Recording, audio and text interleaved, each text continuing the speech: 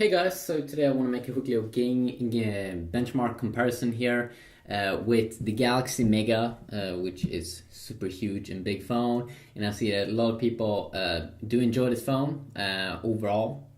Very, very big, very, very nice. So let's see here. We have the Galaxy S4 here, and we'll be trying out two apps here to compare it. Of course, the Galaxy S4. The Galaxy S4 costs a little bit more, around maybe 550 euros. This one maybe 450 euros. And I mean, you of course pay a lot for getting that bigger screen. Yeah, 6.3 instead of 5-inch. I mean, it definitely is a big difference. But if you see my pocket test videos, you can see that this one perfectly fits in the pocket. But this one is dual core Adreno 305 instead of 320, while the S4 here has quad core clock on 1.9 gigahertz. So start off here by checking off the Geekbench app. You can also see that you get a little bit more RAM here inside of the Galaxy S4, 1.78 gigabytes. QCOM here, 1.9 gigahertz. QCOM here also 1.7. So, and you also can see here I'm having the Google Edition Android 4.3 versus Android 4.2.2.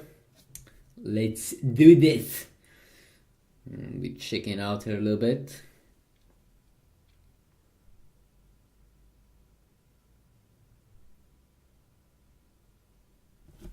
If we can get the score up and running.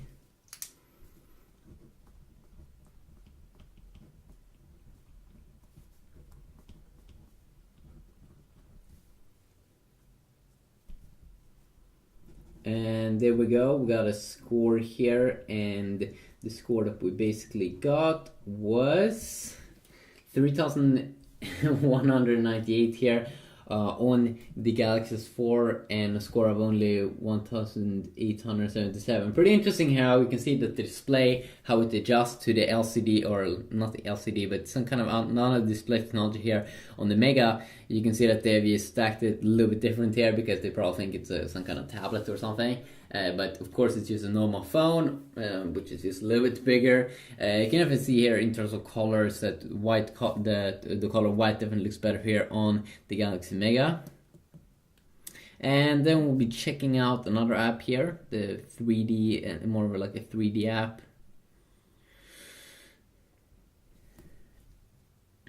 And you can see we have some problems running this benchmark in the Go edition here, under 4.3. You don't see those figures that you should be able to see. I'm not quite sure why, but I mean, you know, with technology, that sometimes you do have problems. But I do know that we are gonna get a score in the Galaxy S4, because you always get a score.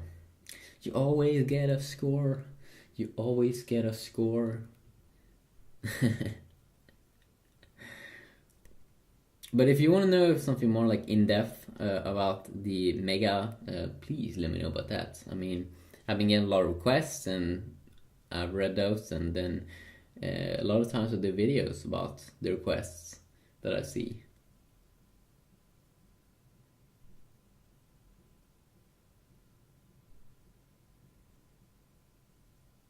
And of course, these are being run in different resolutions. Pretty sure you have a 720p resolution here on the Mega, and 1080p here on the S4, which could make it a little bit harder here on the S4. Let's see, we got a score of 6,995 here on the S4, and the score of 3,487. So you can really see a difference here, of course, mainly because it's not the GPU is super bad here on the Mega. I mean, they have the same kind of GPU technology here almost. Qualcomm Adreno 305, this one Adreno 320. So let's try to run this little test there in the same resolution with the off-screen benchmark. And we'll see what we are gonna get. Usually they do run this off-screen benchmark. I mean, when they do run it in the same resolution, usually some kind of weird resolution. But that is probably the more of a like a fair score.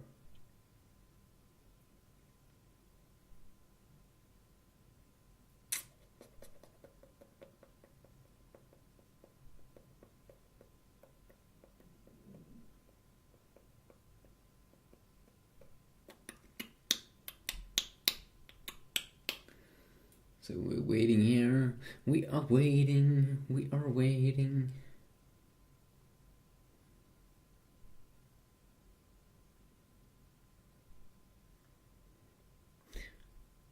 I know that it looks like this phone is dead here, but the Adreno or this software I'm running here doesn't seem to be working that good. So we've got a much more fair score now. Now you can see like the real score here, around 2,438 here on the Galaxy S4 versus 2,178. So it's really not far behind.